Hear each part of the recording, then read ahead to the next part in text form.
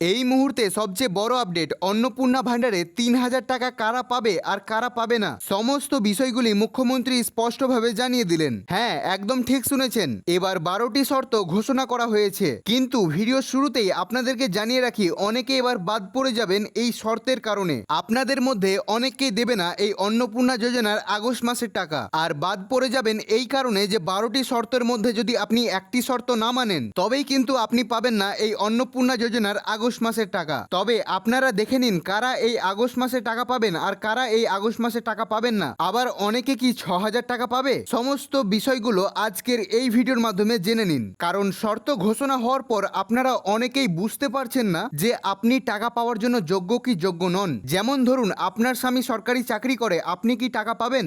আর স্বামী কোন ধরনের সরকারি চাকরি করলে আপনারা অন্নপূর্ণা যোজনার টাকা পাবেন? এছাড়াও আপনারা অনেকে জানতে চেয়েছেন, যদি পরিবারের কোনো সদস্য সরকারি চাকরি করে তবে কি সেই পরিবারের মহিলারা টাকা পাবে? এছাড়াও যদি ইনকাম ট্যাক্স বা জিএসটি আপনারা দিয়ে থাকেন, আপনারা কি টাকা পাবেন? একই সঙ্গে আবার সে ৩টি ঘরের কথা উঠে এসেছে। আপনার যদি ৩টি ঘর থাকে, আপনাকে কি টাকা দেবে? শহরের নিয়ম কি রয়েছে, গ্রামের নিয়ম কি রয়েছে, কত জমি থাকলে আপনি টাকা পাবেন আর কত জমি থাকলে আপনি টাকা পাবেন না। এছাড়াও আরো বেশ কিছু আংশিক শর্তগুলো রয়েছে, যেমন কোন কোন প্রকল্পের টাকা পেলে আপনি অন্নপূর্ণা যোজনার টাকা পাবেন। এই সমস্ত বিষয়গুলি মুখ্যমন্ত্রী স্পষ্টভাবে জানিয়ে দিয়েছেন। তবে চলুন আর এক মুহূর্ত দেরি না করে আপনাদের প্রত্যেককে সমস্ত শর্তগুলি জানানো যাক। তার আগে আপনাদের কাছে আমার একটি ছোট্ট রিকোয়েস্ট, আপনারা অনেকেই ভিডিও দেখছেন কিন্তু আমাদের চ্যানেলটিকে সাবস্ক্রাইব করছেন না। তাই আপনারা যদি আমাদের এই চ্যানেলে নতুন দর্শক হয়ে থাকেন তো চ্যানেলটিকে অবশ্যই সাবস্ক্রাইব করে পাশে থাকা বেল বাটনটিকে অলে সেট করতে ভুলবেন না। কেননা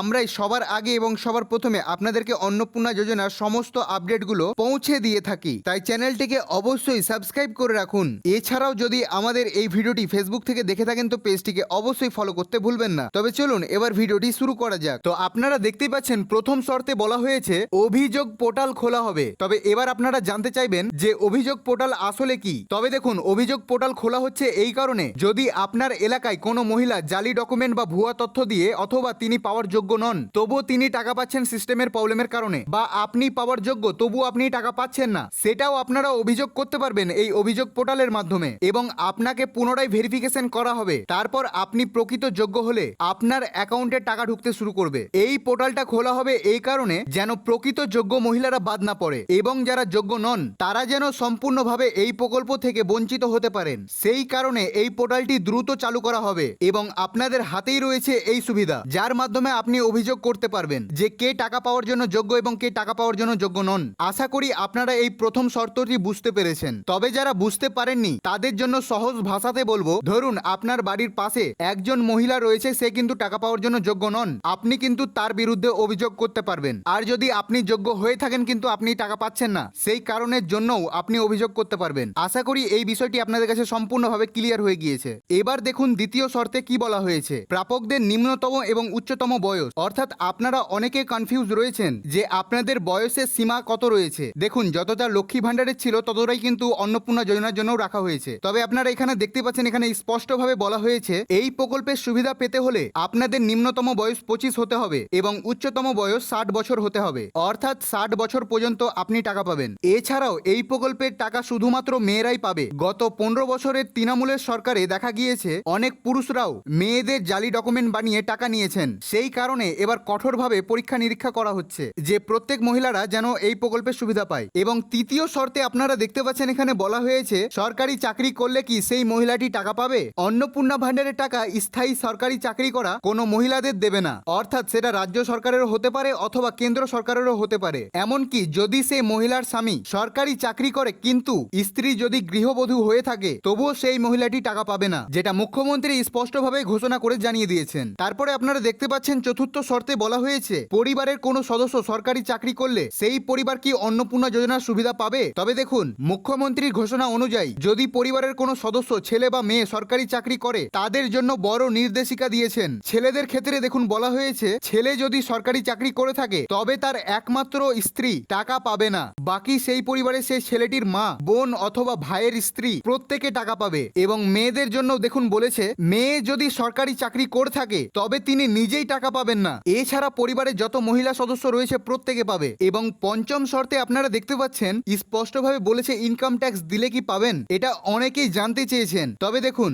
ইনকাম ট্যাক্সের বিষয়টা সম্পূর্ণ ভিন্ন। যদি আপনার পরিবারের কোনো সদস্য ইনকাম ট্যাক্স দেয় তবে তিনিও টাকা পাবেন না। তবে এখানে একটি বিশেষত্ব রয়েছে, মুখ্যমন্ত্রী এটা জানাননি যে তার পরিবারের কাউকেই দেবে না নাকি সেই মহিলাটিকে দেবে না যিনি ইনকাম ট্যাক্স দিচ্ছেন। এটা এখনো আকাঙ্ক্ষা থেকে গিয়েছে। অর্থাৎ সহজ ভাষাতে বোঝাতে গেলে মুখ্যমন্ত্রী বলেছেন যারা ইনকাম ট্যাক্স দিচ্ছেন তারা পাবেন না। যেমন দেখতে পাচ্ছিলেন প্রথম যারা সরকারি চাকরি করে তাদের পরিবারকে সম্পূর্ণভাবে বঞ্চিত করা হয়েছিল, কিন্তু এখন এটা স্পষ্টভাবে বোঝা যাচ্ছে না যে পরিবারের কোনো সদস্য ইনকাম ট্যাক্স দিলে প্রত্যেক পরিবারের মহিলা সদস্যকে দেবে না, নাকি যিনি ইনকাম ট্যাক্স দিচ্ছেন তার স্ত্রী অথবা তিনি নিজেই টাকাটা পাবেন না। এটা কিন্তু এখনো আকাঙ্ক্ষা থেকে গিয়েছে। তবে চলুন আমরা ষষ্ঠম শর্তের দিকে এগিয়ে যাই। ষষ্ঠম শর্তে দেখুন এখানে বলা হয়েছে মহিলারা কত টাকা ইনকাম করলে অন্নপূর্ণা পাবেন। মুখ্যমন্ত্রী সাংবাদিক বৈঠকে স্পষ্ট বলে দেন সাংবাদিকদের, যদি কোনো মহিলা প্রতি মাসে 10,000 টাকার বেশি নিজে ইনকাম করেন তবে তিনি এই প্রকল্পের সুবিধা পাবেন না। যদি মহিলাটির মাসিক ইনকাম 10,000 টাকার কম হয় তবেই তিনি একমাত্র এই প্রকল্পের টাকা পাবেন। আশা করি এই বিষয়টিও আপনাদের কাছে ক্লিয়ার হয়ে গিয়েছে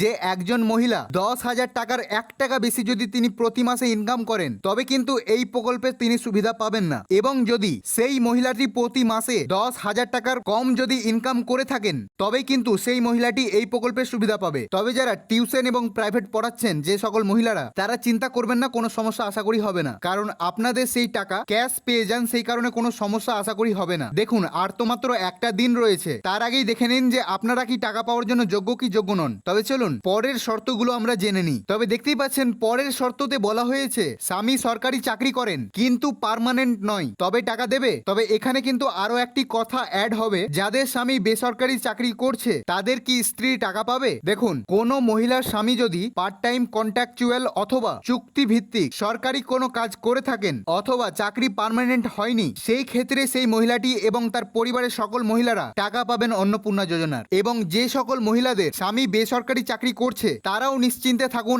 আপনার পরিবারের প্রত্যেকটি সদস্য এবং আপনি 100% টাকা পেয়ে যাবেন যদি আপনি বাকি শর্তগুলো মেনে চলেন। তারপরে দেখতে পাচ্ছেন অষ্টম শর্তে বলা হয়েছে বিধবা ভাতা ও অন্নপূর্ণা যোজনা একসঙ্গে পাবে। তবে দেখুন মুখ্যমন্ত্রী কি বলেছেন। মুখ্যমন্ত্রীর ঘোষণা অনুযায়ী জানা গিয়েছে এমনও অনেক মহিলা রয়েছেন যারা দুটো ভাতা একসঙ্গে নিচ্ছে, যেমন তার মধ্যে পড়ে বিধবা ভাতা। এই বিধবা ভাতার সঙ্গে অনেক মহিলারা অন্নপূর্ণা যোজনার সুবিধা নিচ্ছিলেন, কিন্তু মুখ্যমন্ত্রী স্পষ্টভাবে জানিয়ে দেন তাদেরকে শুধু এবার অন্নপূর্ণা যোজনারই টাকা দেওয়া হবে, বিধবা ভাতার টাকা দেওয়া হবে না। অর্থাৎ মুখ্যমন্ত্রীর কঠোর নির্দেশিকা, বিধবা মহিলারা শুধু অন্নপূর্ণা যোজনারই সুবিধা পাবে, দ্বিতীয় কোনো প্রকল্পের সুবিধা পাবে না। তবে দেখুন এটা কিন্তু শুধু বিধবা ভাতার জন্যই, বাদবাকি আরো মানবিক কিছু ভাতা রয়েছে সেগুলোর বিষয়েও কিন্তু আপনাদেরকে এক্ষুনি জানাবো। তবে চলুন পরের শর্তে কি বলা হয়েছে সেটা দেখে নিই। নবম শর্তে কি বলা হয়েছে আপনারা দেখতেই পাচ্ছেন, কোন প্রকল্পের সঙ্গে অন্নপূর্ণার সুবিধা দেবে। অন্নপূর্ণা ভান্ডারের সঙ্গে যদি কোনো প্রকল্পের টাকা দেয় তবে সেটা হচ্ছে একমাত্র প্রতিবন্ধী ভাতা।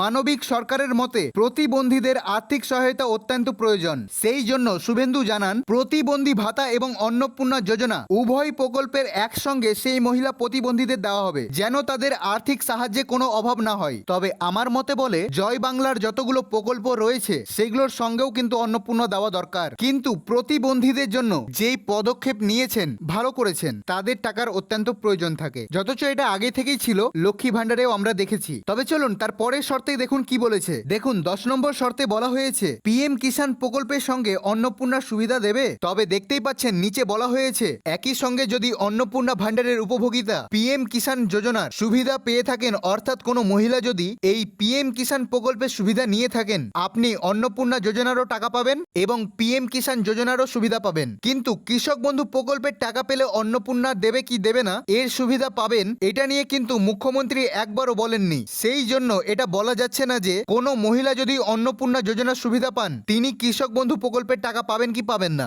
অর্থাৎ এটা স্পষ্ট এখনো নয়। তারপরে দেখুন তার পরের শর্তে বলা হয়েছে 3টি বা তার বেশি ঘর ও জমি কত থাকলে অন্নপূর্ণা পাবেন। দেখুন সাংবাদিক বৈঠকে মুখ্যমন্ত্রী 3 কক্ষ বিশিষ্ট বাড়ি এটা নিয়েও আলোচনা করেছেন। গত মাসে 3টি ঘর বা তার বেশি ঘর থাকলে যারা হ্যাঁ এর ঘরে টিক করেছেন তাদের গত মাসে টাকা দেয়নি, কিন্তু এই মাসে মুখ্যমন্ত্রী জানান যারা গ্রামীণ অঞ্চলে বসবাস করেন, অর্থাৎ ধরুন যারা গ্রাম পঞ্চায়েতের আন্ডারে থাকেন তাদের 3 বা তার বেশি ঘর থাকলেও টাকা পাবে, কিন্তু শহরে 3 বা তার বেশি ঘর থাকলে টাকা পাবে না। অর্থাৎ যারা শহরে বসবাস করে 3 বা তার বেশি ঘর থাকলে তারা টাকা পাবে না। তারপরে দেখুন আপনাদের জমি বা জায়গা কত থাকলে আপনারা টাকা পাবেন। 50 ডেসিমলের বেশি, 50 ডেসিমল বলতে হয়তো 50 শতক এর বেশি জমি থাকলে টাকা কি পাওয়া যাবে? মুখ্যমন্ত্রী এটা নিয়েও স্পষ্টভাবে জানিয়ে দিয়েছেন 50 ডেসিমেলের বেশি জমি থাকলেও টাকা পেয়ে যাবেন, সেটা গ্রামীণ এলাকায় হোক অথবা শহর এলাকায় হোক না কেন। অর্থাৎ যারা গ্রাম অথবা শহরে যারা বসবাস করছেন, আপনাদের ধরুন 50 ডেসিমেলের বেশি জমি রয়েছে, টাকা পেয়ে যাবেন, কোনো চিন্তা নেই। কিন্তু এখানে আরো একটি শর্ত রয়েছে, যেটা এখন আপনারা স্ক্রিনে দেখতেই পাচ্ছেন। এখানে বলা হয়েছে কর্পোরেশন এলাকায় 50 ডেসিমেলের বেশি জায়গা থাকলে তাদের কিন্তু দেবে না। অর্থাৎ কলকাতা কর্পোরেশন হতে পারে, হাওড়া কর্পোরেশন হতে পারে, এই সমস্ত এলাকায় জমির পরিমাণ যদি 50 ডেসিমেলের বেশি হয় তবে আপনাদের টাকা দেবে না, কারণ এই সমস্ত কর্পোরেশন ভিত্তিক এলাকায় জমির দাম অনেক বেশি, সেই কারণে আপনাদের টাকা দেবে না। আশা করি এই বিষয়টি বুঝতে পেরেছেন। তবে চলুন এবার এই ভিডিওর সর্বশেষ শর্তটা আমরা দেখে নিই। তবে দেখতেই পাচ্ছেন 12 নম্বর শর্তে বলা হয়েছে যাদের স্বামী এবং যারা নিজেই পেনশন পায় তারা কি অন্নপূর্ণা যোজনার সুবিধা পাবে। দেখুন নিচে বলা হয়েছে যারা পেনশন পান তাদের জন্য কিন্তু মুখ্যমন্ত্রী কোনো রকম কোনো ঘোষণা করেননি, সেই কারণে বলা যাচ্ছে না যে আপনি টাকা পাবেন কি পাবেন না। যতচ সম্ভাবনা বেশি রয়েছে না পাওয়ার, কিন্তু বলাও যায় না পাবেন কি পাবেন না। আসল কথা হচ্ছে যে মুখ্যমন্ত্রী পেনশন ভোগীদের জন্য কোনো রকম কোনো বার্তা দেননি, সেই কারণে আমরা কোনো রকম কোনো প্রমাণ ছাড়া আপনাদেরকে মিথ্যা প্রচার আমরা করতে পারবো না। সেই জন্যই আপনাদেরকে বলে দিচ্ছি, মনে হয় না যে দেবে, কিন্তু এখন বলাও যাচ্ছে না। তবে আজকের ভিডিও এখান পর্যন্তই থাক, ভিডিওটি অনেক লম্বা হয়ে গেল, তাই আশা করি আজকের এই ভিডিওটি আপনাদের কাছে অনেকটাই ইনফরমেটিভ লেগেছে। সেই কারণে আপনাদেরকে বলবো আপনাদের আপনজনের কাছে এই ভিডিওটি শেয়ার করে দিন। এবং আপনাদের কাছে আমার একটি ছোট্ট রিকোয়েস্ট থাকছে, যদি আপনারা আমাদের এই চ্যানেলের নতুন দর্শক হয়ে থাকেন, এমন নতুন নতুন আপডেটগুলো পাওয়ার জন্য আমাদের চ্যানেলটিকে সাবস্ক্রাইব করে পাশে থাকার বেল বাটনটিকে অলে সেট করে রাখুন। এবং যদি ফেসবুক থেকে আমাদের এই ভিডিওটি দেখে থাকেন, পেজটিকে অবশ্যই ফলো করতে ভুলবেন না। তো আজকের ভিডিও এখানেই শেষ করছি। ভিডিওটি সম্পূর্ণ দেখার জন্য আপনাদেরকে অনেক অনেক ধন্যবাদ।